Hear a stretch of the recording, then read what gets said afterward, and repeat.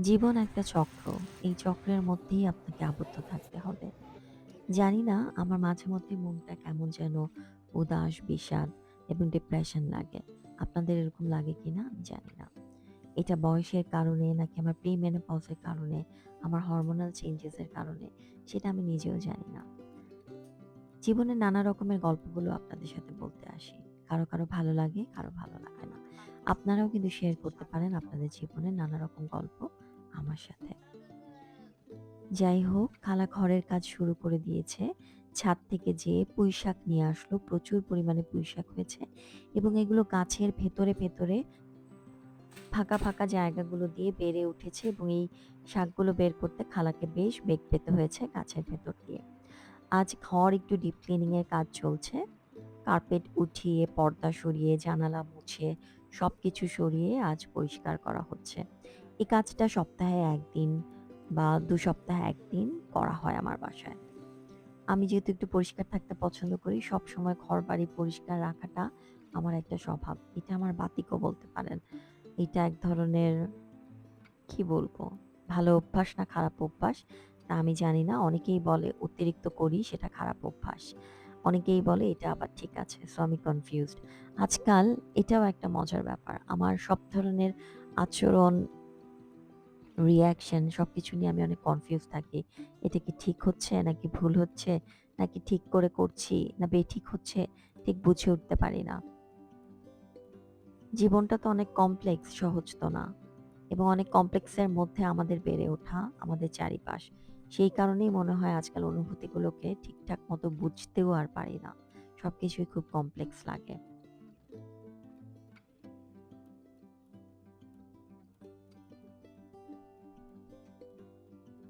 এই পোস্টারটা আমার ছেলে বানিয়েছে সবগুলো পেজ জোড়া দিয়ে প্রিন্ট আউট নিয়ে প্রিন্টার থেকে ফন্ট বড় করে কেন করেছে জানি না। এটা ওর ইচ্ছা হয়েছে, বানিয়েছে এবং দিয়ে ঘরের মধ্যে দেয়ালে আটকে রেখেছে যেটা আমি না করেছিলাম যে দেয়ালে আটকিও না। আজ রান্না করব মুগের ডাল। মুগের ডালটা সিদ্ধ করে নিয়েছি হলুদ আর লবণ দিয়ে। এরপর টমেটোর পিউরির মধ্যে কাশ্মীরি লাল মরিচ দিয়ে সেটাকে একটু গুলিয়ে রাখলাম। এরপর সরিষার তেলে পেঁয়াজ রসুন বেরেস্তা করে তার মধ্যে দিয়ে দিলাম হচ্ছে এই টমেটোর পিউরিটা। সেটা খানিকক্ষণ নেড়ে চেড়ে ভালো মতো জাল করার পরে ডালের সাথে মিশিয়ে দিলাম। এবং এভাবে এই মুগের ডাল খেয়ে দেখেন, এটা পরোটা দিয়েও খেতে ভীষণ ভালো লাগবে, রুটি দিয়েও এবং গরম ভাত দিয়েও। যা ভালো হয়েছিল এটা খেতে। আমি রেগুলার জিনিসই রান্না করি, কিন্তু যেদিন মুড থাকে সেদিন একটু অন্যভাবে রান্না করার চেষ্টা করি। প্রতিদিন তো একই জিনিস খাওয়া হয় প্রায় কম বেশি, কারণ হচ্ছে আমরা তো সবজি জাতীয় জিনিসই বেশি খাই। সেটা যদি একই স্টাইলে রান্না করি তাহলে আর ভালো লাগে না। তাই এক দিন এক রকম স্টাইলে রান্না করি এবং বেশ ভালো হয় খেতে। রান্না কিন্তু আসলে মনোযোগের উপরে, সময়ের উপরে, জালের উপরে অনেকখানি স্বাদ নির্ভর করে। ডালটা প্রায় হয়ে এসেছে, তার মধ্যে দিয়ে দিলাম হচ্ছে ধনেপাতা। ডালটা সত্যিই খুব অপূর্ব হয়েছিল খেতে। এটা আমার রেসিপিতে রাখলাম। দাওয়াত হলে এটা ট্রাই করে খাওয়াবো এখন থেকে। টকবক করে ফুটছে মুগের ডাল। এই মুগের ডাল আমার হাসব্যান্ডের আবার খুব পছন্দ। এরপর পুঁই শাকগুলোকে ধুয়ে রাখলাম। এগুলোর মধ্যে ডালের মাখনা মাখিয়ে ভেজে নিব। সেটা খেতেও ভালো লাগবে। সরিষার তেলের মধ্যে আলু আর পুঁই শাক দিয়ে শাক ভাজি করব।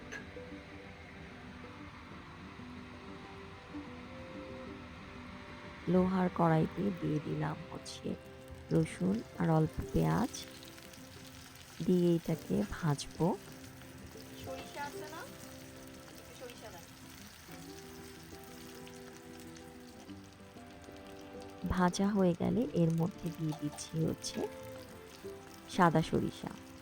সেটা দিয়েও বেশ খানিকটা সময় ভেজে নেব।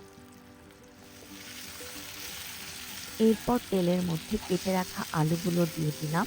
এগুলো বেশ খানিকটা সময় ধরে ভাজবো। এর মধ্যে আর কিছুই দেব না।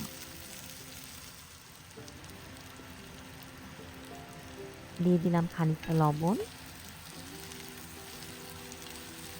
আলুগুলো সিদ্ধ না হওয়া পর্যন্ত ভেজে নেব। আলুগুলো প্রায় ভাজা হয়ে গেছে।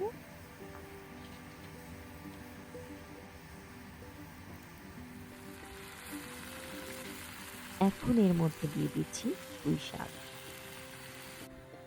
শাকের মধ্যে দিয়ে দিলাম লবণ এবং এবার এটাকে খুব ভালো মতো নেড়ে নেড়ে রান্না করব। পুঁই শাক খেতে যে আমার খুব মজা লাগে তা না, কিন্তু এটা ছাদের গাছের বলে মানে অন্যরকম একটা ভালো লাগা লাগছিল রান্না করার সময় এবং খেতে বসলেও লাগে। মাছ বেশি কম রান্না শাকটাকে করে ঢেকে খাইতে। দিলাম ভালো মতো সিদ্ধ হবার জন্য। মাখিয়ে নিয়েছি ইলিশ মাছ, বলা যেতে পারে আজ বেশ আলিশান খাবার-দাবার হচ্ছে বাসায় এবং ছুটির দিন বলেই হচ্ছে। এই পুঁই শাকগুলোকে রেডি করে রেখেছি। এইটা ভাজবো হচ্ছে ডাল আর বেসনের মিশ্রণ দিয়ে। পাতাগুলো ধুয়ে পানি ঝরতে দিয়ে দিয়েছি। এদিকে পুঁই শাকটা রেডি হয়ে গেছে। এটা বেড়ে নেব এখন বাটিতে এবং এইভাবে গরম ভাতের সাথে পুঁই শাক খেতে কিন্তু বেশ ভালো লাগে।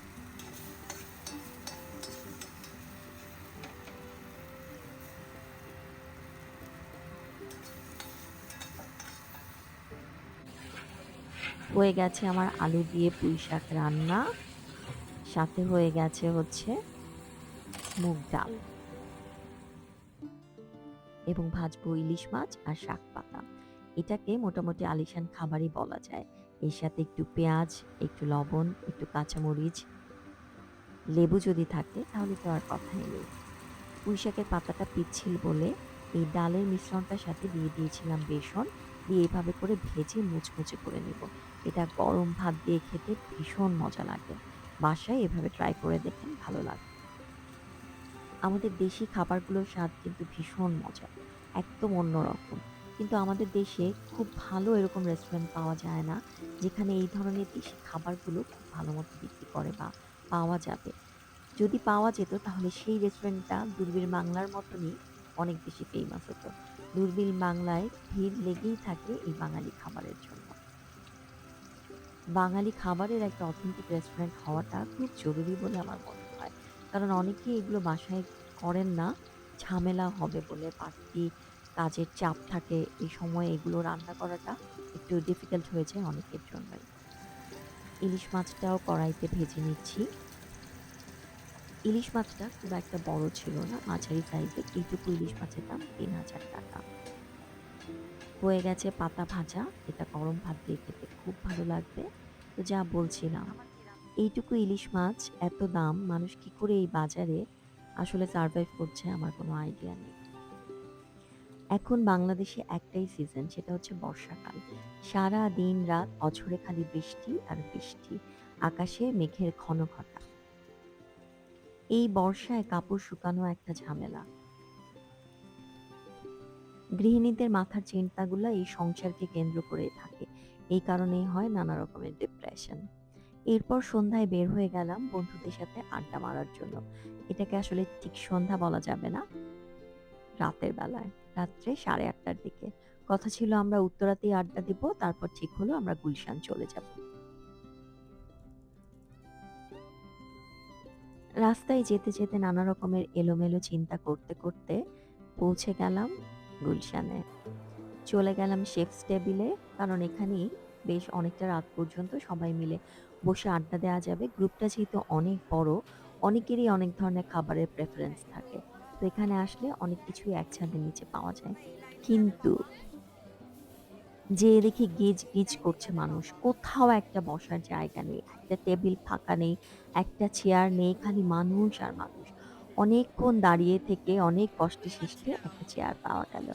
কেয়ার সাথে দেখা হলো।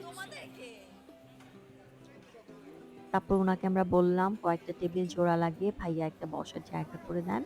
উনি আমাদের বসার একটা জায়গা করে দিল। সবাই আমরা আস্তে আস্তে আসতে থাকলাম টেবিলের কাছে, ছড়িয়ে ছিটিয়েছিলাম পুরোটা শেফস টেবিলের জায়গার মধ্যে।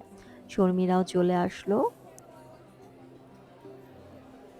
অনেকদিন পরে সবাই মিলে এই আড্ডাটা হচ্ছে। ছোট ছোট গ্রুপে আমাদের আড্ডাটা হয়, পুরো গ্রুপ একসাথে অনেকদিন পর দেখা হলো। তানভীর, কেয়া, শর্মি, জিয়া, রুবায়েত সবাই মিলে। এবং এখন দেখবেন খালি খাবার আর খাবার। এক একজনের এক একটা খাবারের আইটেম, খালি খাবার আসছে আর আসছে। মানে ভাত থেকে শুরু করে, রামেন থেকে শুরু করে, পিজ্জা থেকে শুরু করে, চিকেন ফ্রাই থেকে শুরু করে কি এমন নাই যে খাওয়া হয়নি এবং আসেনি। এবং এটা ঠিক বন্ধ হওয়া পর্যন্ত আমরা এখানে ছিলাম। নানা রকমের খাওয়া-দাওয়া খালি আসছে আর আসছে। এই ফ্রেঞ্চ টোস্টটা আমাদের সবারই খুব পছন্দ।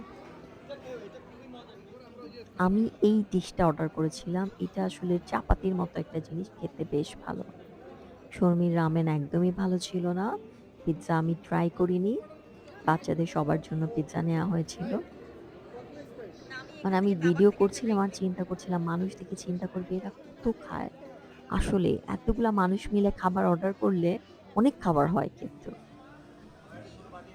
খালি খাবার আসছে একটার পর একটা এবং শেফস টেবিলে বসার উদ্দেশ্যটাই হচ্ছে এইটা যে বিভিন্ন রকমের খাবার আসবে বিভিন্ন সময় সবাই মিলে খাবে। বাচ্চারা দুষ্টামি করছে, আড্ডা দিচ্ছে। আবার চিকেন ফ্রাই বাচ্চাদের জন্য। আমার ছেলে ভিডিও করা একদমই পছন্দ করে না, তাই গোপনে তাকে একটু ভিডিও করে নিলাম। এই যে সে বুঝতে পেরেছে ভিডিও করছি, তাই মুখের উপর হাতটা দিয়ে দিয়েছে। এটা আসলো হচ্ছে রুবায়াতের ডিশ। বললাম না যে খাওয়া খালি চলছে আর চলছে। এখানে যখন এসি টেসি অফ করে দিল তারপর আবার রাত ১টার সময় এখান থেকে উঠে চলে আসলাম স্যাভয়ের এই নতুন আইসক্রিম পার্লারে। এখানে আবার এসে আইসক্রিম খেতে বসলাম। মানে কি পরিমাণ খায়! বাঙালির জীবনে কোনো এন্টারটেইনমেন্ট নাই খাওয়া ছাড়া। খাও আর খাও। শুকাবো কি করে? এটা কি সম্ভব? যে এত খেয়ে দেয়ে আপনি শুকাবেন? তো সম্ভব না। Blueberry cheese cake. সো আমিও শুকাই না। তবে সেভয়ের আইসক্রিমগুলো বেশ ভালো করেছে। আমি খেলাম একটা আম রাসবেরি ক্রিম চিজ। খুব ভালো ছিল খেতে। এরপর যে আবার পালা, গ্রুপ করে ছবি তুলে নিলাম। কার যেন বিয়ে হচ্ছে। বিয়েবাড়ির লাইট দেখতে, দেখতে নিজের বিয়ের কথা ফ্ল্যাশব্যাকে ভাবতে, ভাবতে বাসায় চলে আসলাম। এই ছিল আজ সারাটি দিন।